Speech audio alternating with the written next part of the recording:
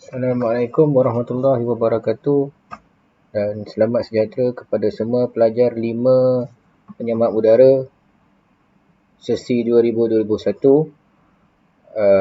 Sekali lagi kita berjumpa dalam kelas untuk membantu menjawab kertas tugasan di samping kelas-kelas teori yang disampaikan oleh Cikgu Amin, dan kemungkinan selepas ini kertas-kertas tugasan kami akan bahagikan kepada kepada guru-guru yang lain untuk mengendalikan. Untuk modul 1 ini iaitu kertas Z009-2/2015 kebolehan teras. Untuk modul 1 aplikasi komunikasi, cikgu akan mengendalikan terlebih dahulu, di mana cikgu akan meletakkan video rakaman kelas ini di dalam YouTube peribadi cikgu. Dan kemungkinan untuk masa-masa hadapan ini kita akan buat satu channel untuk PU. Okey, makluman sekali lagi bahawa untuk keadaan sekarang ini, norma baru Perintah Kawalan Pergerakan yang tidak diketahui bila akan berakhir disebabkan oleh COVID-19. Jadi kita terpaksa menggunakan media perjumpaan secara maya ataupun online ataupun elektronik buat sementara waktu. Namun cikgu berharap supaya semua melaksanakan segala kertas-kertas tugasan yang telah diberikan.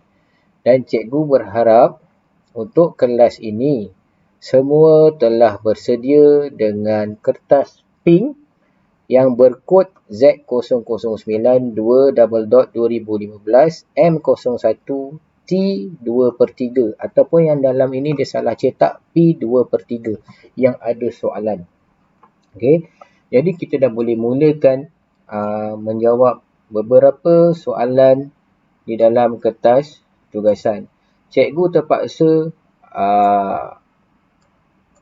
terpaksa guide semua pelajar untuk menjawab soalan ni kerana ini adalah satu bidang atau satu orang kata kaedah pembelajaran yang sebenarnya belum mencapai tahap umur kamu semua. Tapi kita kena ajar sebagai satu syarat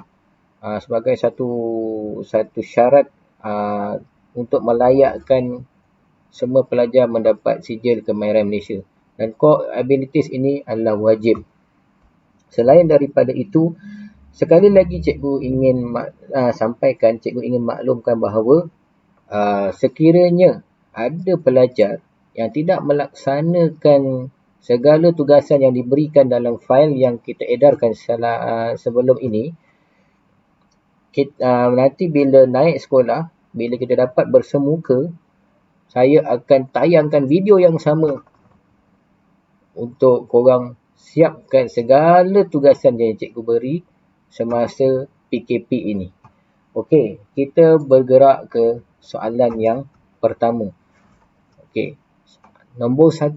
Apakah perkara utama dalam penyebaran maklumat efektif? Okey, keyword dia ialah maklumat efektif. Okey, keyword dia ialah maklumat efektif.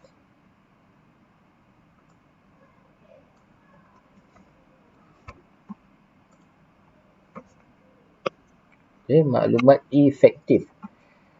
Okey. Okey, kalau kita tahu maklumat efektif ialah orang menyampaikan maklumat. Orang yang menerima maklumat dia tidak ada beri maklum balas apa pun. Jadi jawapan dia yang paling tepat cikgu tengok di sini ialah A. Mempelajari bahasa tersebut sebelum menggunakannya. Tidak perlu bahasa pun. Kadang-kadang maklumat efektif yang disampaikan tu bukan sahaja dalam bentuk bahasa, tapi dalam bentuk visual, B. Maklumat digunakan untuk mengenal pasti isi penting dan dimaklumkan kepada penyelia. Maklumat efektif ni tak semestinya kepada pekerja dan penyelia juga. Kalau kita orang kebanyakan ataupun rakyat Malaysia ni, kerajaan nak sampaikan maklumat tidak kira penyelia atau tidak. C. Fahamkan maklumat sebelum menyebarkannya. Sebenarnya memang penting, tapi itu bukanlah perkara utama untuk kita buat penyebaran maklumat efektif ni. Yang sangat penting kalau kita tengok D, samakan kehendak dan isi maklumat mengikut audiens. Yang penting ialah siapa yang menerima maklumat tu. Siapa yang menerima maklumat. Katalah kita sampaikan maklumat, orang tak dapat faham maklumat tu, jadi akan timbul masalah penyebaran maklumat. Untuk soalan 1, kita letak jawapan sebagai D. Okey.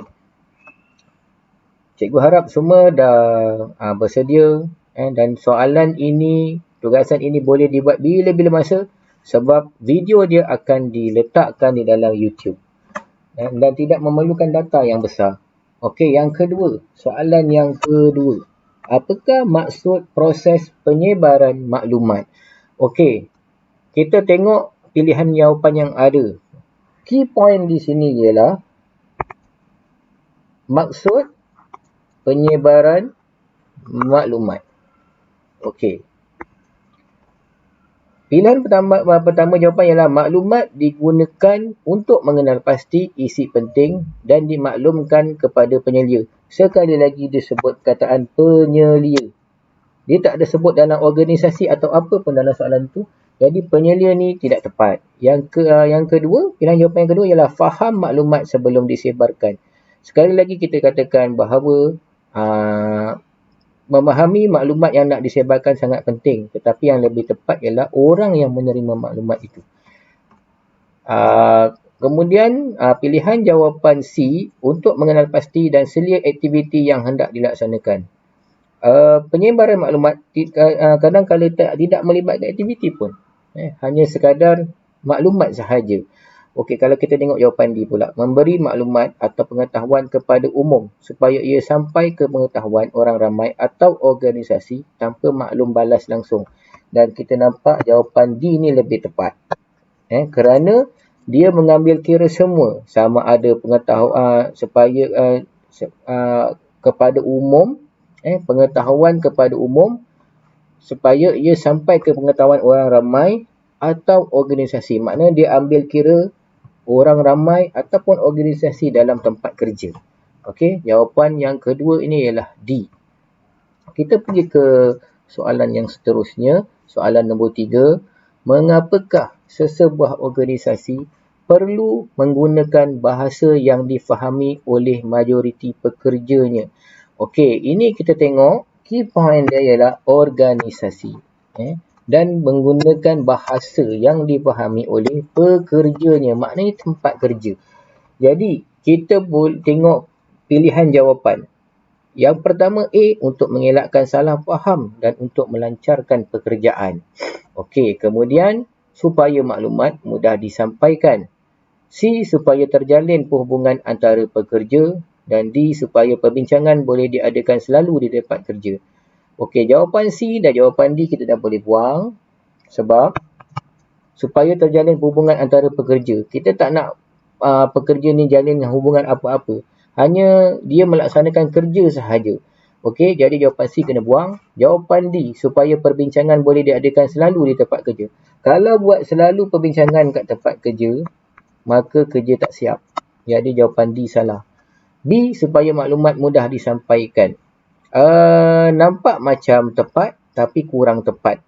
Sebab untuk lebih mudah maklumat disampaikan, kita boleh menggunakan apa sahaja media, sama ada menggunakan bahasa ataupun menggunakan visual.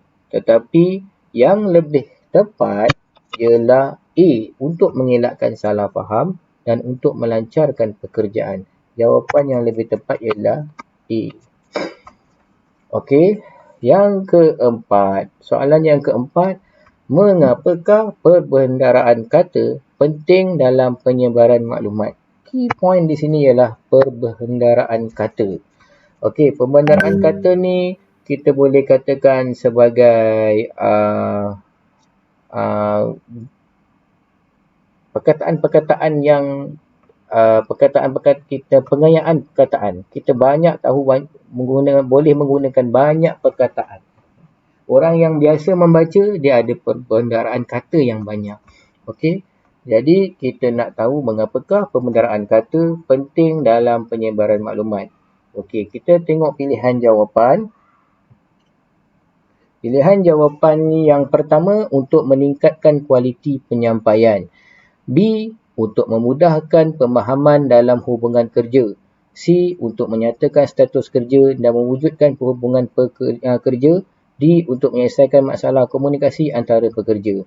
Okey, kalau kita tengok jawapan D, menyelesaikan masalah komunikasi antara pekerja, kita boleh gunakan macam-macam media ataupun medium untuk menyelesaikan masalah komunikasi antara pekerja. Ada syarikat yang mempunyai pelbagai bangsa dan bahasa, tapi mereka masih boleh berkomunikasi. Sama ada dalam bentuk bahasa isyarat ke atau dalam bentuk visual atau gambar. Jadi jawapan untuk D ni kurang tepat. C. Untuk menyatakan status kerja dan mewujudkan hubungan kerja. Ini tak penting. Pembendaharaan kata ni ialah kata-kata yang bombastik yang kita boleh gunakan. Untuk menyatakan status kerja dan mewujudkan hubungan kerja ni tak tepat. B. Untuk memudahkan pemahaman dalam hubungan kerja. Dalam hubungan kerja ni untuk memudahkan pemahaman dalam hubungan kerja. Okey, kita tinggalkan dulu jawapan B. Dan A untuk meningkatkan kualiti penyampaian. Okey, untuk jawapan B ni, untuk memudahkan pemahaman dalam hubungan kerja, kita mesti sampaikan kepada pekerja ataupun rakan-rakan kita yang bekerja, bahasa yang mudah difahami. Tak perlu pembendaharaan kata yang banyak. Yang penting sampai. Jadi jawapan B ni tak tepat. Yang lebih tepat untuk meningkatkan kualiti penyampaian. Okey. Untuk soalan nombor 5.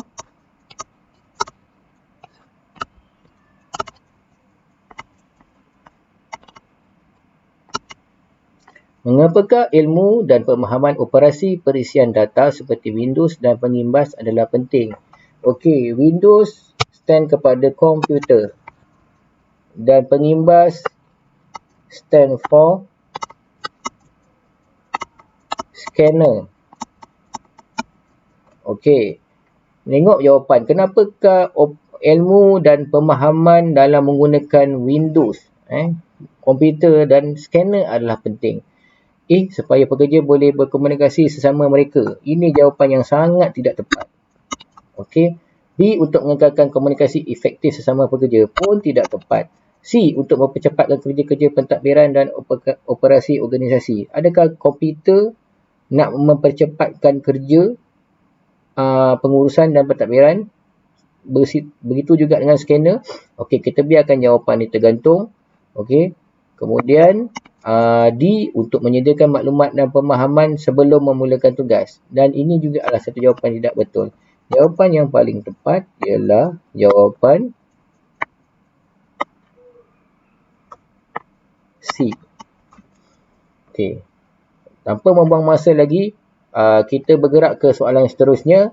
Ini adalah rakaman video dalam YouTube. Jika korang nak berhenti sekejap ke, nak pergi tandas ke, nak makan ke, mak panggil ke, boleh berhentikan video ni bila-bila masa. Dan dia kekal duduk dalam YouTube selagi YouTube ni ada. Jadi jangan risau, boleh buat malam, boleh buat pagi, boleh buat lepas main game, boleh buat lepas tolong mak di dapur dan sebagainya. Bila-bila masa.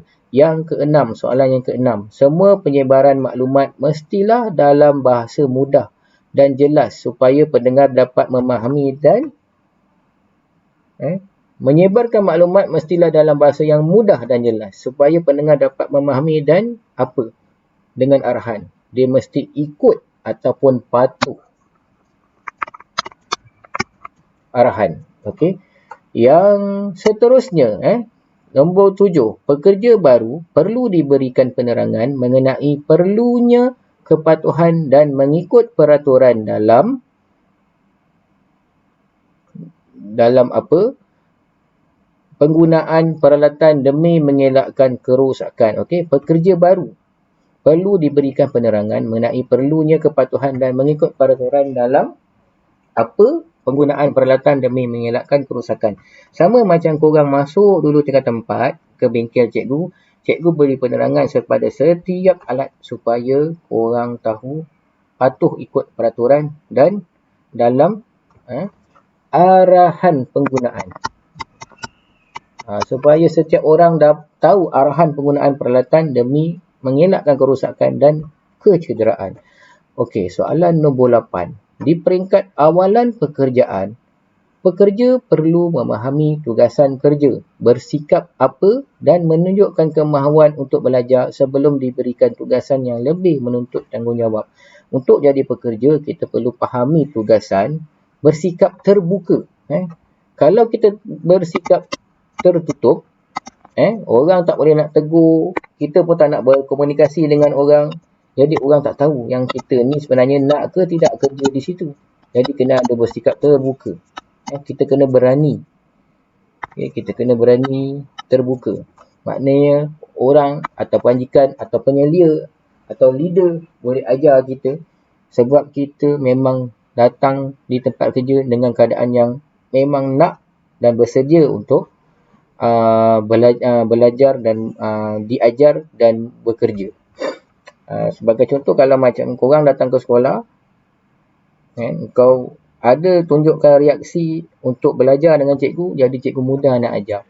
Tapi kalau jenis yang duduk belakang je, tak nak, macam pun tak nak dengar cakap dan nampak macam tak minat, jadi kita susah nak ajar.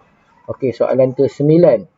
Soalan ke-9, mempunyai pengetahuan dalam penggunaan apa adalah penting dalam sesebuah organisasi kerana ia mampu memberikan maklumat bergambar dan data dalam sekali sebaran. Okey, mempunyai pengetahuan apa dalam penggunaan apa adalah penting dalam sesebuah organisasi. Kalau kita sekarang ni, kita banyak guna WhatsApp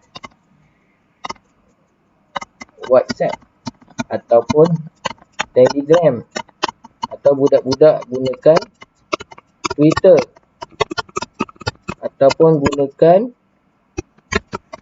Instagram ataupun gunakan WeChat. Ada yang guna TikTok.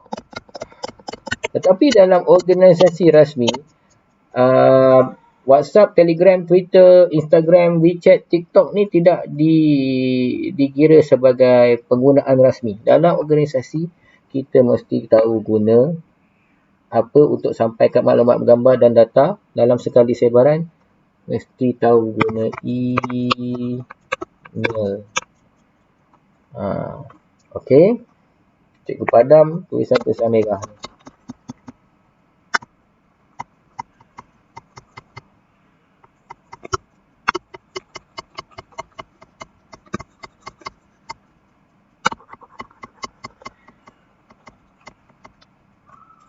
Okey, soalan ke-10, soalan yang terakhir. Air liur cikgu pun dah kering. 10. Penguasaan tata bahasa adalah penting kerana ia dapat memudahkan komunikasi apa di tempat kerja. Penguasaan tata bahasa adalah penting. Tak boleh cakap ikut slengar ke dan sebagainya ataupun ikut logat negeri masing-masing. Penggunaan tata bahasa adalah penting kerana ia dapat memudahkan komunikasi berkesan.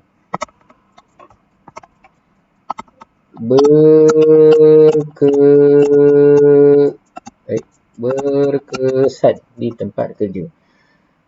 Okey, dah selesai 10 soalan kita. Cikgu berharapkan sekali lagi yang semua pelajar, termasuklah yang 5 orang tak ambil lagi fail supaya membuat tugasan yang diberikan.